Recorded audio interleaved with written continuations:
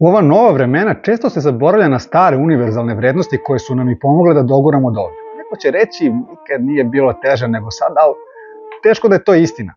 Možda samo nikada ranije nismo koračali uz ovoliko zatvorenih očiju, pa nam je zato sada sve nekako neispitano i mračno. I svima koji se tako zbunjeno i umorno osjećaju stigla jedna poruka sa okeana. Stara je skoro čitav vek. Pomoz Boga. Ja sam Darko Nikolić, novinar ovdašnji i pisac sada već serije besplatnih knjiga Gvozdeni puk. I još ponečega. Više o tome na patreon.com/Gvozdeni puk. Pre nego što uronimo u ovu neobičnu priču, jedno podsjećanje. Božić je praznik koji hrišćani proslavljaju, verujući da je baš na taj dan spasitelj sveta došao na svet, da ukaže na put kojim se stiže u večni život. Ateisti bi tu sad mogli svašta da dodaju, ali ovo nije priča o njima, niti o tom novom savezu. Znači, stara reč za savez je zavet, otuda i novi zavet. Znači, o tom savezu koji je sklopljen između ljudi i onog koji je baš na Božić rođen, tako kažu. Nije priča o tome i o tom datumu, ovo je priča o tome kako je taj savez, dogovor da se vrlinama gradi ovozemaljski život, potrajao i obeležio i vekuje za nama. Tih 1900 i nekih ginulo su milionima. Onaj veliki rat samo u našoj zemlji odneo je više od 1.000.000 života. Tomu dođe gotovo trećina tadašnje populacije Srbije. Oni koji se u ratne brojeve razumeju kažu da je oko 60% ondašnjih i ovdašnjih muškaraca tada poginulo. Njima, kao i preživjelima u toj borbi protiv zla, nije mesto samo u priči, već u srcima. A ovde su utrčali i jedni i drugi kao podsjetnik o hrabrosti. Onoj koja nam pomaže da pre svega pobedimo sopstvene slabosti. Evo ovako, godina je 1930. Atlantski okean. Na njemu jedan poštanski brod. Florida se zvao, francuski je bio. Na palubi neki mladi ljudi, naši, ovdašnji, mahom Beograđani, ali poreklom iz svih krajeva Srbije. Između njih lopta.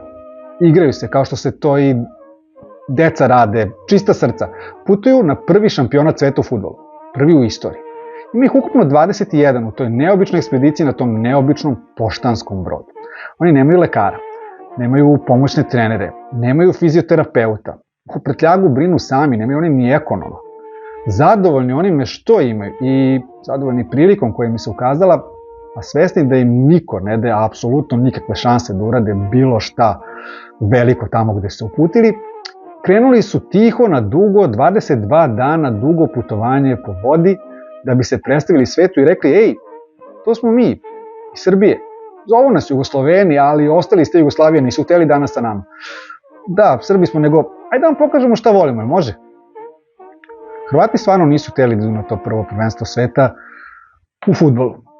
Bilo im je krivo što je sedište Saveza preseljeno iz Zagreba u Beograd, a kako se najbolji fudbal u tadašnjoj kraljevini igrao kod nas i kod njih, ostalo smo eto samo mi u toj neobičnoj ekspediciji kad već njih nije bilo.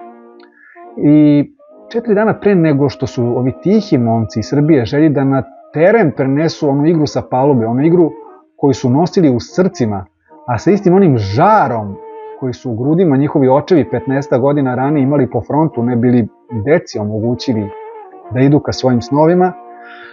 4 dana ranije u Montevideo je stigao jedan drugi brod. I nije bio Florida, zvao se Conte Verde i nije uopšte bio poštanski. Elitni italijanski brod koji je pošao baš iz Italije i poveo je u svojim kabinama najpre rumunsku reprezentaciju, potom francusku, onda je u Barceloni ušla i belgijska, a posle manje od 2 nedelje puta u Rio de Janeiro ukrcali su se i slavni Brazilci. Negde usput u taj brod ušao je i predsednik FIFA, Gilles Rimet, koji je kao pravi fudbalski zanesenjak i tvorac ideje da se šampionat igra, u svom sopstvenom prtljagu nosio čuveni trofej namenjen šampionu sveta, sakriši ga od lopova među spakovanu odliču. Kad su oni stigli u Montevideo, glavni grad i najveću luku Urugvaja na Atlantskom okeanu, čak 10.000 ljudi izašlo je da ih je dočeka. 4 dana kasnije, isprva skoro da nikog nije bilo na doku kada se na pučini, pola sata pre podneva, ukazao dim parobroda Florida.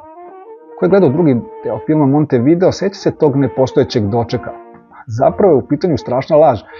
Obratite pažnju. Na moment ćemo se sa te velike vode na kratko preseliti na tamošnje urugvajsko kopno i tadašnje sećanje na Veliki rat, koji se završio samo 12 godina ranije. U tom Montevideo je živjela velika kolonija Francuza. Oni su sreću potražili u Južnoj Americi, mahom posle okončanih borbi u Evropi, ne zaboravljajući pritom kroz šta su sve prošli i gde su oni sve davali svoj doprinos. A ginuli su i oni, baš. Kad jedna zemlja od skoro tada već oko 40 miliona stanovnika izgubi malo više od 1/40 svoje populacije, onda to uopšte nije malo. Mnogo ih je palo probijajući čuveni Solunski front rame uz rame sa srpskim vojnicima. Uostalom, na onom čuvenom Zejtinliku kod Soluna više je sahranjenih francuskih vojnika nego srpskih. Nismo svi znali. Dobro, neka ova priča služi takvim stvarima. Samo Francuzi su tamo kod Soluna ratovali slušajući, kako je i red u vojsci, komande nadređenih. Oni naši preci, Solunci, imali su samo jednu želju na tom Solunskom frontu.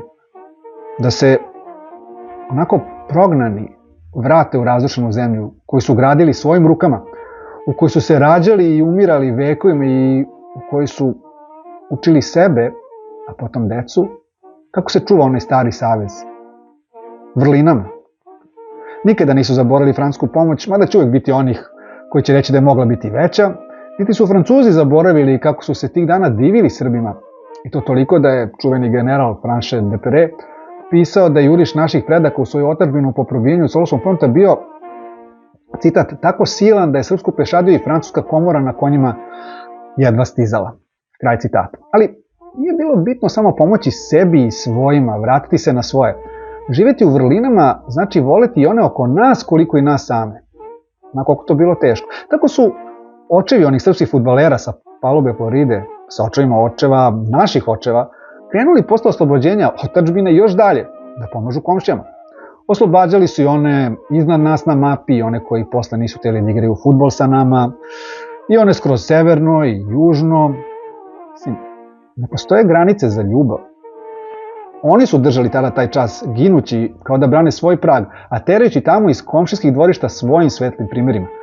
Mi smo možda sve to zaboravili. Dobro, bilo dano, već je neki, ima danas važnijih tema, dodaće druge, ali u Montevideo se tog jula 1930. u francuskoj koloniji, koja je bila domaćin sopstvenoj reprezentaciji, nije zaboravljalo divljenje koje su imali za svoje doskorašnje tada ratne drugovi Srbije, koji su, kad su i padali, svetlom razgonili tamo. To poštovanje išlo dotle da je predsjednik francuske kolonije bio šokiran kada je saznao da su francuski fudbaleri stigli u Montevideo elitnim italijanskim brodom, a srpski igrači uz 8 dana duže putovanje idu francuskim brodom, pa još poštanskim. Nismo baš sigurni kako je tačno tekao razgovor između pomenutog predsjednika i prispele francuske fudbalske delegacije, ali poruka je bila jasna. Ama svi da ste izašli na obalu ne bili dočekali Srbe. Toga nije bilo u filmu, zar ne? A nije bilo ni onoga što se potom desilo. Francuski fudbaleri ne samo da su poslušali glas svojih sunarodnika iz kolonije iz Montevidea, svojih domaćina, već su došli do doka, a onda videvši da se nekako nije okupilo oko 3000 mahom naših iseljenika, rešili da urade nešto nezapamćeno. Zakupili su odmah jedan motorni čamac i krenuli da zajedno sa predsjednikom FIFA Rimeom na velikoj vodi pozdrave tim iz zemlje koju su smatrali velikom. Na tom brodu Florida, tom poštanskom plovilu kojim su na prvenstvo sveta stizali Srbi, jedni su skidali kape pred gestom francuskog fudbalera i predsjednika FIFA, oni koji su se na taj brod popeli, drugi su skidali kape pred momcima iz male, hrabre zemlje, koji na palubi nisu vežbali prvenstva sveta radi, već radi ljubavi prema talentu kog su imali i svakodnevno umnožavali. I to i jeste jedna od najvećih vrlina, čuvanje onoga što smo, bez odustajanja od želje da budemo bolji, ma kakva da su vremena. I kada se poštanski brod približio pristaništu, lokalni Srbi su uz tamburaški orkestar zasvirali himnu Kraljevine Jugoslavije. Sastojala se iz uvodnih tonova srpske, potom hrvatske, a onda i slovenačke himne, ali na tom čudesnom dočeku o kome nas ništa nisu učili u školama, a ni u filmovima, samo se Bože pravde pevalo. i srca. Pevalo se sa doka, grmelo je sa palube, u suze i na obali i na okeanu. Francuski sportski istoričari beleže da su plakali francuski fudbaleri. Tog dana su plakali, a nije zabeleženo da li je suza bilo 4 dana ranije kada je njih dočekalo 10.000 ljudi koji su čekali da vide veliki brod i velike reprezentacije. Suze nekako same krenu kad srce prepozna vrlinu, a ljubav je najveća od svih. I nikada se više nešto slično nije ponovilo.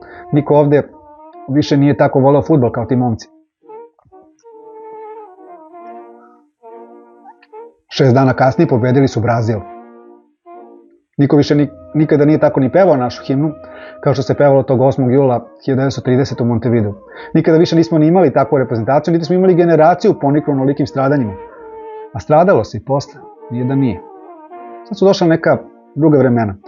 Reprezentacija je tu, himna je tu, svetsko prvenstvo je tamo, i narod je tu.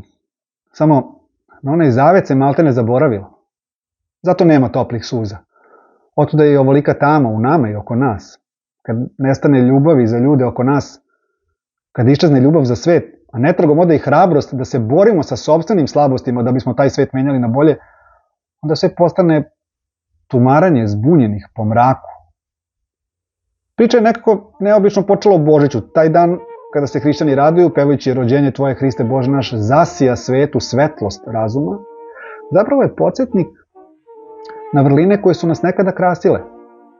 A priča je podsjetnik na razum koji imamo i na ljubav koju smo sakrili, i na one reči svetlost svetli u tami i tama je neobuze. Podsjetnik i na one druge reči. Neka svetli vaše svetlo pred ljudima da vide dobra dela vaša. Podsjetnik i na hrabrost koje nikako da se latimo, pa nam slabosti narasle, ne zna im se broja. A ne treba nama ni lekar, ni ekonom, ni fizioterapeut, ni pomoćni treneri da bismo to promenili. Sa tog okeana, sa onog motornog čamca i sa onih tamburaških struna i svih onih glasova sa obale i sa palube, kao da se i danas, skoro vek kasnije, čuje svima nama upućena poruka koju je ne tako davno izgovorio i patrijarh Pavle. Da bi nam bilo bolje, moramo mi da budemo bolji. Pa, budimo. Jedino tako će i nas neko da pamti vek kasnije. Živi bili i Bog vam svakog dobra dao.